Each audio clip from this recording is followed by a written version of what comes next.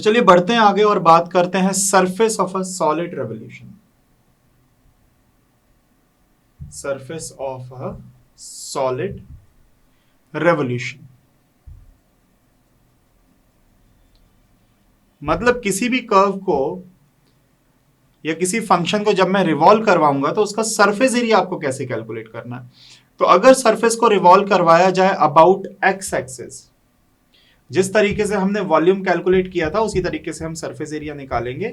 अगर about x axis है तो सरफेस एरिया का फॉर्मूला होगा, देखिए 2 पाई वाई डी एस, और इंटीग्रेशन कहां से कहां तक, एक्स की किसी पर्टिकुलर वैल्यू ए से लेकर बी तक, जहां तक का भी कहा जाए, 2 पाई वाई डी एस। अब डीएस को आप क्या लिख सकते हैं भाई, यहां पर आप सीधा सीधा ए से बी तक लिमिट है 2 पाई वाई, डीएस को क्या मैं ऐसा लिख सकता हूं, ds upon dx into dx, ताकि मेरा जो फंक्शन है उसका इंटीग्रेशन तो एक्स के रिस्पेक्ट में हो जाए, पर मैं डीएस बाय डीएक्स कैसे निकालूंगा। तो ds बाय dx निकालने के लिए आप फॉर्मूला यूज करेंगे under root of 1 plus dy by dx का होल स्क्वायर। तो आप ds बाय dx की वैल्यू निकालेंगे, वैल्यू को यहां पर पुट कर देंगे, इंटीग्रेट कर देंगे तो आपका आंसर निकल के आ जाएगा। अगर अबाउट y एक्सिस कहा जाए, अबाउट y एक्सिस कहा जाए तो बिल्कुल सेम है। इंटीग्रेशन का फॉर्मूला क्या होगा, y is equal to suppose c से लेकर d तक है 2 पाई, यहां पर हो जाएगा x ds। मैंने यहां पर क्या किया, क्योंकि अब मैं y के रिस्पेक्ट में करूंगा तो मैंने इसे dy से मल्टीप्लाई dy से डिवाइड कर दिया इंटू dy अपॉन dy। तो y के रिस्पेक्ट में इंटीग्रेशन तो हो जाएगा x का हमारा, पर ds बाय dy कैसे निकालेंगे, तो ds बाय dy इस बार होगा अंडर रूट ऑफ 1 प्लस, पहले dy बाय dx था तो अब हो जाएगा dx अपॉन dy का स्क्वायर। तो ds अपॉन dy आ जाएगा, वैल्यू पुट कर देंगे, x की वैल्यू पुट कर देंगे y के टर्म्स में, y के रिस्पेक्ट में इंटीग्रेशन पर्टिकुलर लिमिट के लिए, तो आंसर निकल के आ जाएगा। अब अगर आपको पैरामेट्रिक फॉर्म में दिया गया है, मतलब पैरामेट्रिक फॉर्म का मतलब क्या है कि x भी फंक्शन ऑफ t है और जो y है वो भी फंक्शन ऑफ t है, y भी क्या है, function of t, suppose gt मैंने कह दिया, ये भी t का ही फॉर्म का एक फंक्शन है। और किसी पर्टिकुलर लिमिट कहां से कहां तक, L1 से लेकर अगर L2 तक कहा जाए तो अब करेंगे क्या, 2 पाई y, साथ में आएगा ds बाय dt, साथ में क्या आ जाएगा ds, तो अपॉन dt इंटू dt मैंने किया। जब तक हम x और y के रिस्पेक्ट में कर रहे थे तो upon dx into dx, upon dy into dy, पर पैरामेट्रिक है तो अपॉन ds और सॉरी अपॉन dt और इंटू dt। अब आप ds बाई dt कैसे निकालेंगे, तो ds बाई dt जो हो जाएगा वो अंडर रूट ऑफ दोनों का डिफरेंशिएशन dx बाई dt का whole square plus dy by dt का होल स्क्वायर, ये फॉर्मूला। तो ds बाई dt आ जाएगा, वैल्यू पुट करेंगे, इंटीग्रेट कर देंगे। बात करें अगर पोलर फॉर्म की, तो पोलर फॉर्म में आपको क्या करना है, surface area is equal to, suppose theta की पर्टिकुलर वैल्यूज के लिए, थीटा 1 से लेके थीटा 2 के लिए 2 पाई, साथ में लगेगा मेरा यहां पर ds आ जाएगा, साथ में y आ जाएगा, ds आ जाएगा, पर यहां पर मैंने into D theta upon D theta. अब थीटा, ये ds बाई डी थीटा आप कैसे निकालेंगे, तो ds बाई डी थीटा की जो वैल्यू होगी वो निकल के आएगी under root of r square plus यहां पर हो जाएगा dr बाय डी थीटा का होल स्क्वायर। तो हमें dr बाय डी थीटा पता होना चाहिए, क्योंकि r आपको दिया ही जाएगा, थीटा के रिस्पेक्ट में डिफरेंशिएशन कर देंगे। और यहां पर y किसके बराबर होता है भाई, y बराबर होता है हमारा सब्स्टिट्यूशन, y बराबर r sin थीटा होता है। तो आपने सीधा सीधा क्या करना है, r का डिफरेंशिएशन थीटा के रिस्पेक्ट में वैल्यू रखेंगे तो ds बाय डी थीटा आएगा, ds बाय डी थीटा को पुट कर देंगे, y की जगह r sin थीटा रख देंगे, इंटीग्रेशन कर देंगे पर्टिकुलर लिमिट के लिए, तो आपका क्वेश्चन सॉल्व हो जाएगा। चलिए आते हैं नेक्स्ट क्वेश्चन पे। क्वेश्चन है find the surface area of sphere of radius a। आपसे सरफेस एरिया किसका कैलकुलेट करने को कहा गया, स्फीयर का सरफेस एरिया निकालना है जिसका रेडियस आपको क्या गिवन है, a आपको रेडियस गिवन है। अब मैं जानता हूं कि स्फीयर कैसे बनता है, अगर हम किसे करेंगे, सर्कल को रिवॉल्व करवाएंगे। स्फीयर तो तब बनेगा ना जब सर्कल का क्या होगा, रेवोल्यूशन होगा। अब चाहे आप एक्स एक्सिस के अबाउट करवाइए, चाहे वाई एक्सिस, सिमेट्रिकल है। तो X square plus Y square is equal to A square equation होता है सर्कल का। सर्कल के रेवोल्यूशन से क्या बनता है, स्फीयर बनेगा। और लिमिट हमारी क्या रहेगी, अगर ये है मेरा कार्टेशियन प्लेन, एक्स एक्सिस और वाई एक्सिस, तो मेरी लिमिट क्या हो जाएगी, रेडियस माइनस ए से लेके प्लस ए तक, या फिर मैं 0 से ए तक करके मैं उसका भी डबल कर सकता हूं। सबसे पहले हमें क्या निकालना पड़ेगा, फॉर्मूला के अकॉर्डिंग। फॉर्मूला मेरा क्या बोलता है कि आपको 2 पाई वाई डी एस करना है, फिर upon D Y into D Y हो जाएगा, तो D S by D Y हमें कैलकुलेट करना पड़ेगा। अच्छा, ds अपॉन dy हम यहां पर कैलकुलेट करेंगे, और वो कैसे कैलकुलेट, सॉरी, अगर मैंने यहां पे y रखा हुआ है तो मेरे को किसके साथ, x के साथ मल्टीप्लाई डिवाइड करना है, क्योंकि x के रिस्पेक्ट में होगा ना इंटीग्रेशन, y की तो मैं वैल्यू रख दूंगा, तो x के रिस्पेक्ट में इंटीग्रेशन। और ds by dy, sorry, ds by dx आप कैसे निकालेंगे, ये निकालेंगे under root of 1 plus dy by dx का होल स्क्वायर, इससे आप निकालेंगे। तो मैंने इंटीग्रेशन किया, सॉरी डिफरेंशिएशन किया इसका, ताकि हमें dy बाई डी एक्स पता पड़ जाए। तो ये हो जाएगा 2x plus 2y dy by D X is equal to 0, implies that dy by D X is equal to क्या हो जाएगा, पहले तो माइनस 2x इधर आ जाएगा, अपॉन में 2y हो गया, तो मतलब ये निकल के आ गया minus of x upon y। Value put करते हैं यहां पर, तो ये हो जाएगा 1 plus dy by D X का होल स्क्वायर, मतलब ये हो गया X square upon Y square.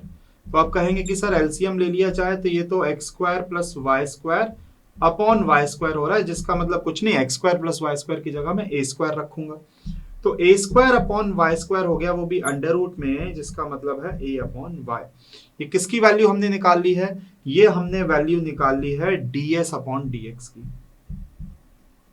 चलिए बढ़ते हैं आगे और करते हैं सब्स्टिट्यूशन फॉर्मूला में।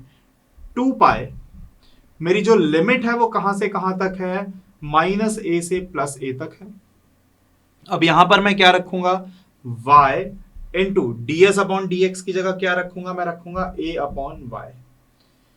तो यहां पर सीधा सीधा ये y से y क्या हो जाएगा, कैंसल आउट मेरे पास। अच्छा, और किसके रिस्पेक्ट में करना है, x के रिस्पेक्ट में, तो मेरे पास बचा क्या, 2 पाई a माइनस ए से प्लस ए और dx, तो 2 पाई a, यहां पर इंटीग्रेशन हो जाएगा x माइनस ए से प्लस ए, लिमिट है, तो 2 पाई a ये हो जाएगा upper limit minus lower limit, इतना। तो ये हो गया 2 पाई a इंटू 2a, तो आंसर क्या निकल के आ रहा है, 4 पाई a स्क्वायर निकल के आ रहा है, जो कि इस क्वेश्चन का सही आंसर है। तो हमने क्या किया, सर्कल के रेवोल्यूशन से बनेगा स्फीयर, जिसका हमें सरफेस एरिया कैलकुलेट करने का फॉर्मूला पता था, हमने एक्स एक्सिस के अबाउट इसे रिवॉल्व करवा दिया। तो ds अपॉन dx निकालना पड़ेगा, जिसके लिए हमें dy बाई dx चाहिए, तो dy बाई dx की वैल्यू निकाल के यहां पुट करी, जिससे ds बाई dx आ गया, ds बाई dx फॉर्मूला में पुट किया तो y कैंसिल आउट हो गया, इंटीग्रेशन कर देंगे, लिमिट पुट कर देंगे, तो आंसर निकल के आ जाएगा। चलिए आते हैं नेक्स्ट क्वेश्चन पे। क्वेश्चन है, find the surface area of the solid generated by revolution of the arc of parabola y square is equal to 4ax bounded by its latus rectum about the x axis. अब देखिए, सबसे पहले parabola मैं जानता हूं, ये parabola, latus rectum हमें ये पता है कि अगर y square is equal to 4ax है, तो इसका जो फोकस होगा वो होगा a,0, तो लेटेस्ट रेक्टम ये हो गई। तो मतलब हमें 0 से लेके a तक इस पैराबोला को क्या करवाना है, रिवॉल्व कराना है, उसका सरफेस एरिया कैलकुलेट करना है। तो मैं ये जानता हूं कि मेरा फॉर्मूला क्या होगा, फॉर्मूला होगा 2 पाई y ds।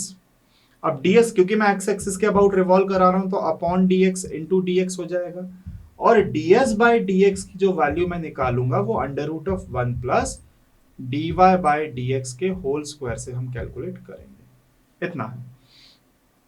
तो सबसे पहले हमें dy बाई dx निकालना है, तो चलिए कैलकुलेट करते हैं। dy बाई dx के लिए मैंने इसका डिफरेंशिएशन किया, तो आप कहेंगे सर ये हो जाएगा 2y dy by dx is equal to 4a। ये dy बाई dx की यहां से वैल्यू हमने कैलकुलेट कर ली, जो कि क्या आ रहा है, dy by dx is equal to निकल के आ रहा है 2a अपॉन y।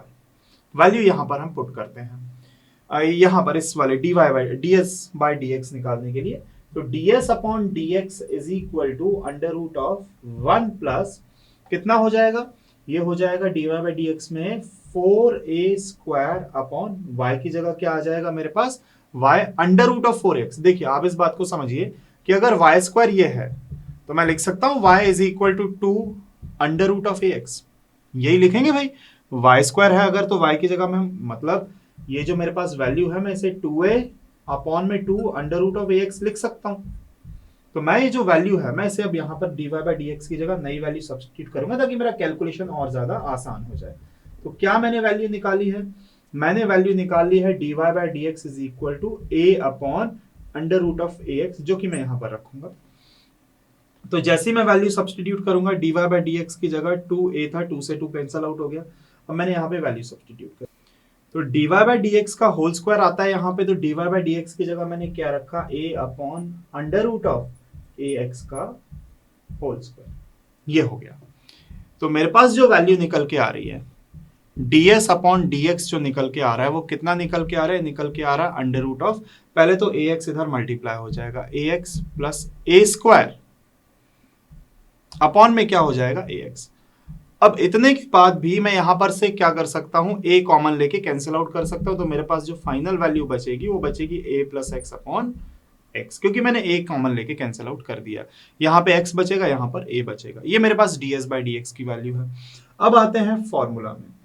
तो फॉर्मूला में जो मेरे पास लिमिट है वो है 0 से लेके a 2 पाई, y की जगह मैं वैल्यू क्या रखूंगा, twice of under root of ax into ds by D X की वैल्यू में क्या रखूंगा, under root of a plus X upon under root of x। मैंने सेपरेट कर दिया और साथ में है dx, ये dx लग गया। अब इसके बाद एक तो 2 और पाई मतलब 4 पाई मैंने निकाला बाहर। ये जो अंडर रूट ए है इसको भी मैंने बाहर निकाल लिया क्योंकि कांस्टेंट है, 0 से a हमारी लिमिट है। आप कहेंगे सर अभी भी अंडर रूट एक्स तो बचा है, under root of a plus X भी बचा है, अपॉन में अंडर रूट एक्स भी बचा है, तो ये कैंसिल आउट। अब 4 pi under root of a, 0 से a मेरी लिमिट है। अब a प्लस एक्स को मैं क्या लिख सकता हूं, मैं लिख सकता हूं a प्लस एक्स की पावर 1/2, मैं ये लिख सकता हूं। इसका इंटीग्रेशन हम पावर वाला फॉर्मूला लगा देंगे तो 4 pi under root of a क्या हो जाएगा, integration a plus X to the power 3/2 upon 3/2, ये हो जाएगा। और लिमिट हमारे पास क्या है, लिमिट हमारे पास है 0 से लेके a, ये लिमिट है। तो जैसे मैं लिमिट यहां पे सब्स्टिट्यूट करूंगा तो देखिए क्या हो जाएगा, 4 पाई है, अंडर रूट ऑफ a है, ये 2 ऊपर आ जाएगा, 3 नीचे ही रहेगा, 2/3। जब मैंने अपर लिमिट रखी यहां पर, जब x की जगह a रखा तो ये हो जाएगा 2a टू द पावर 3/2। जब मैंने लोअर लिमिट रखी है x की जगह 0 तो मेरे पास बचेगा क्या, यहां पर सिर्फ minus of a to the power 3/2, इतना हो गया। अब इसके बाद इस बात को हमें समझना है कि ये जो वैल्यूज हैं ये इनटू में है, 2a टू द पावर 3/2 और a टू द पावर 3/2, ये कितना निकल के आ जाएगा। अब यहां पर हम छोटा सा कैलकुलेशन और कर लेते हैं। ये हो गया 8 pi under root a by 3। अब मेरे पास ये हो जाएगा कितना, a टू द पावर 3/2 और 2 माइनस 1 मतलब 2 टू द पावर 3/2 माइनस 1, इतना हो जाएगा। अब इसे हम क्या क्या लिख सकते हैं, a टू द पावर 3/2 को मैं 8 pi under root a to the power 3/2 को मैं लिख सकता हूं अंडर रूट ऑफ a का क्यूब, क्योंकि भाई 3/2 का मतलब तो ये ना 1/2 का क्यूब आप लिखो 3/2 को, तो अंडर रूट ऑफ a का क्यूब और अंडर रूट ऑफ a तो कुल मिला के हो जाएगा 8 pi under root of a का पावर 4 तो मतलब a स्क्वायर बाय 3, और यहां पर बचा है 2 टू द पावर 3/2 माइनस 1। ये हमारे क्वेश्चन का फाइनल आंसर है। तो क्या क्या हमने कर दिया, सबसे पहले मैंने y की वैल्यू निकाल ली, ds बाई डी एक्स के लिए हमें dy बाई डी एक्स चाहिए था, वो मैंने निकाला, पुट किया तो ds बाई डी एक्स आ गया। तो ds बाई डी एक्स की वैल्यू फिर y की वैल्यू दोनों रखेंगे, पर्टिकुलर लिमिट के लिए इंटीग्रेशन कर देंगे तो फाइनल आंसर निकल के आ जाएगा।